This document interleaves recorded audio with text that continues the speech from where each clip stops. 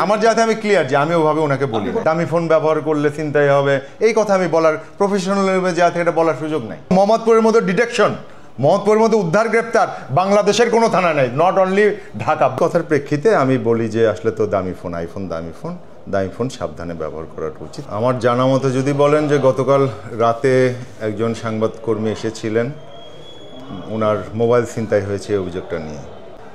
তো উনি ওনার অভিযোগটা আমাদের কাছে জানিয়েছিলেন। আমি তাৎক্ষণিকভাবে ওই এলাকার যে কর্তব্যরত এএসআই আনারুল আছে তার নাম্বারটা দিয়ে তার সাথে যোগাযোগ করিয়ে দিই যে তিনি যে ওখানে ব্যবস্থা নেবেন। কিন্তু এএসআই আনারুল ঠিক সেই মুহূর্তে একজন নির্যাতিতা নারী যার স্বামী কর্তৃক মারপিটের কারণে আহত হয়েছেন তাকে তার বাড়ি থেকে উদ্ধার করছিলেন, যেটা পরবর্তীতে আমরা কালকে রাতে মামলাও নিয়েছি। তার স্বামীকে গ্রেপ্তার এবং ওই নারীকে উদ্ধারের কাজে এএসআই আনারুল সেই সময় এখানে এনগেজ ছিলেন। তো ফলে ওই গ্রেপ্তার করে আনতে তার কিছুটা সময় লাগে, তো এই সময়টা একটু দেরি হয়। পরবর্তীতে এএসআই আনারুল ওনাকে নিয়ে অভিযান চালায় তিনি কাউকে গ্রেপ্তার করতে সক্ষম হননি। পরবর্তীতে আমরা চেষ্টা অব্যাহত রাখি। এই দুপুর হতেই আমরা আসামি 3 জনকে গ্রেপ্তার করি এবং আপনার মোবাইল উদ্ধার করি। তার যে ছিনতাইকৃত মোবাইল এটা উদ্ধার করি, মানিব্যাগটি উদ্ধারের চেষ্টা চলছে। আর বাদী এসেছেন, ওনাকে ডেকে আনা হয়েছে, উনি সুন্দর করে লিখিত অভিযোগ দিচ্ছেন, আমরা একটা মামলা রুজু করবো, এটা প্রক্রিয়াধীন আছে।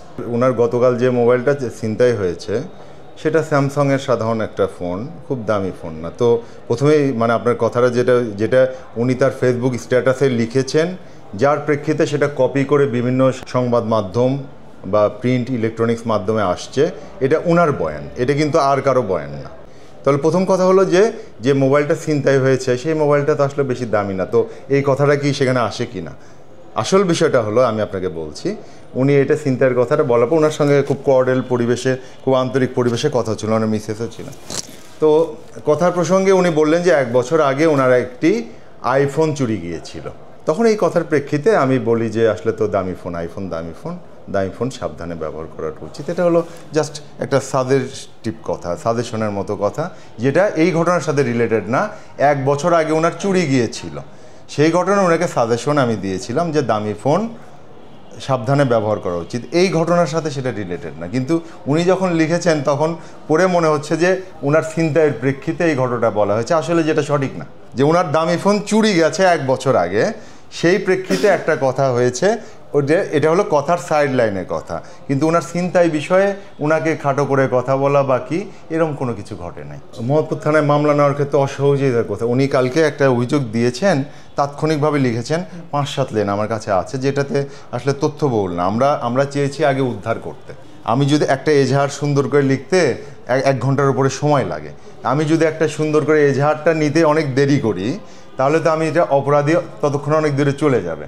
আমার উদ্দেশ্য ছিল যে উনি একটা অভিযোগ, যাই হোক উনি লিখেছেন, অলরেডি তখন লিখে ফেলেছেন, 5-7 লাইন আমার কাছে আছে, আপনারা চাইলে পরবর্তীতে দেওয়া হবে। উনি প্রথমে কি অভিযোগটা লিখেছিলেন, এখানে তথ্যগুলো সম্পূর্ণ ছিল না, কোনো মতে এরকম ছিল যে আমি রাস্তা দিয়ে যাচ্ছিলাম, 4 জনও লেখেন, উনি লিখছেন যে কয়েকজন যুবক আমাকে টান দিয়ে নিয়ে যেয়ে চাপাতি ভয় দেখিয়ে আমার কাছ থেকে মোবাইল মানিব্যাগ কেড়ে নিয়ে যায়, হ্যাঁ, যাতে 2000 টাকা ছিল, আইডি কার্ড ছিল। তো আসলে একটা এজাহার আর একটু সুন্দর করে লিখতে হয়, যেহেতু এটা বিচারে যাবে, হ্যাঁ, তো একটু গুছিয়ে লিখতে হয়। মূল ঘটনা একই, ছিনতাই হয়েছে, বাট সেটা একটু গুছিয়ে লিখতে হয়। আমরা মামলা যখন নিই তখন বাদীকে সার্বিক সহযোগিতা করি, একটা চমৎকার এজাহার যেন হতো, কারণ একটা চমৎকার এজাহারের ভিত্তিতেই মামলার তদন্ত হবে এবং সেখান থেকে বিচার হবে। এই অভিযোগটা সুপ্রিম কোর্ট পর্যন্ত যেতে পারে। সো একটা অভিযোগ যেন তেন প্রকারের না হয়, কারণ অভিযোগ যদি যেন তেন প্রকারের হয়, জজ সাহেব তখন শেষে ওসিকেই ধরবে যে আপনি এত মানে তাড়াহুড়া করে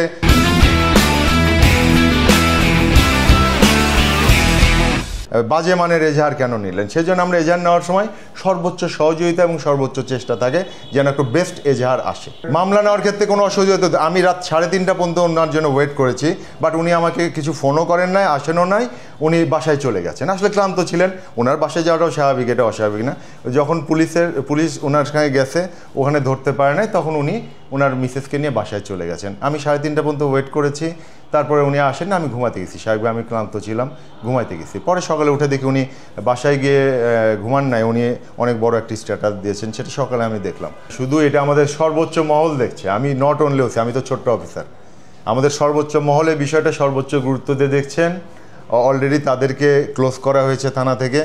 হ্যাঁ, ডিউটি অফিসার এএসআই আনারুল সহ 2 কনস্টেবল, হ্যাঁ, উনি যাদের বিরুদ্ধে বলেছেন তাদেরকে ক্লোজ করে জিজ্ঞাসাবাদ করা হচ্ছে। এটা তদন্ত চলছে। এটা হলো আমাদের বিভাগীয় প্রসিডিউর। এটা হলো মিসবিহেভ, যদি মিসবিহেভ করে থাকে সত্যি তাহলে তাদের বিরুদ্ধে বিভাগীয় ব্যবস্থা আছে, সেটা নেওয়া হবে। ওনার সঙ্গে আমার প্রায় 10 মিনিট কথা হয়েছে। এই মোবাইল ছিনতাইয়ের বাইরে উনি ওনার 1 বছর আগের কথা তো ওনার বলার কথা না, আমার তো জানার কথাও না। 1 বছর আগে ওনার যে আইফোন চুরি গেছে এটা উনি আমাকে নিজে থেকে বলেছেন। তখন কথা প্রসঙ্গে আমি বলেছি আসলে দামি ফোনটা তো সাবধানে ব্যবহার করা উচিত, যেটা এই ছিনতাইয়ের সাথে রিলেটেড না, সেটা গত বছর ওনার চুরি গিয়েছিল। 10 মিনিটের কথা তো সম্পূর্ণ বলতে হবে না, কিন্তু আপনাকে যেহেতু প্রশ্নের করলেন আমি সেটা আপনাকে বলতে পারি যে এই কথাও ওনাকে এভাবে বলি নাই যে দামি ফোন ব্যবহার করলে ছিনতাই হবে, এই কথা আমি বলার প্রফেশনাল জায়গা থেকে এটা বলার সুযোগ নাই। আমার যাতে আমি ক্লিয়ার যে আমি ওভাবে ওনাকে বলি। বসে পাই নাই যে কেউ পজিটিভ নিউজ করছে মোহাম্মদপুর নিয়ে, অথচ মোহাম্মদপুরের মতো ডিটেকশন, মোহাম্মদপুরের মধ্যে উদ্ধার গ্রেপ্তার বাংলাদেশের কোনো থানা নেই, নট অনলি ঢাকা, বাংলাদেশের কোনো থানায় মোহাম্মদপুরের মতো উদ্ধার গ্রেপ্তার নেই। কেন করবে না সেটা তাদের ব্যাপার, যারা করে না তাদের ব্যাপার। আমি আপনি শুরু থেকে বলছি যে ডিএমপির 50টি থানা, এর মধ্যে 49টি থানা 3 ভাগের 2 ভাগ আসামি, ডিএমপিতে যত আসামি গ্রেপ্তার হয় তার 3 ভাগের 2 ভাগ আসামি যায় হলো 49 থানা থেকে, আর মোহাম্মদপুর থানা থেকে যায় একাই মোহাম্মদপুর থানা পুলিশ এককভাবে পাঠায় হলো 1/3 আসামি। আমাদের উদ্ধার গ্রেপ্তার মামলার ডিটেকশন আমার কর্মকালীন সময় 2টা ডাকাতি হয়েছে, 2টা মামলায় ফুললি ডিটেক্ট এবং উদ্ধার হয়েছে। আমার এখানে চুরি ছিনতাই যা হয় ডিটেক্ট হয়। আপনারা আজকে যে জন্য এসছেন সেটাও ঘটনা ঘটার 14 ঘন্টার মধ্যে 3টা আসামি গ্রেপ্তার করা হয়েছে এবং মানে ছিনতাই হওয়া মোবাইল উদ্ধার হয়েছে। এর আগে এক সাংবাদিক ভাই, ইত্তেফাকের সাংবাদিক ভাই, উনি ওই জায়গাটাতেই যেখানে উনি ছিনতাইয়ের শিকার হয়েছেন, ওই অন্ধকার গলিতে ওইখানে গিয়েছিলেন, ওখানে তার ক্যামেরা ছিনতাই হয়েছিল, মোবাইল ছিনতাই হয়েছিল, আমরা সমস্তটা উদ্ধার এবং গ্রেপ্তার করেছি। আমরা প্রতিনিয়তই যত ছিনতাই হয় বেশিরভাগই আমরা উদ্ধার করতে পারি, গ্রেপ্তার করতে পারি, কিন্তু এগুলো হাইলাইটস হয় না। কথা ফ্যাব্রিকেট করে সেগুলো হেডলাইন করা হয়, সেগুলো নিয়ে পাবলিসিটি হয়। এটা হলো দুঃখজনক।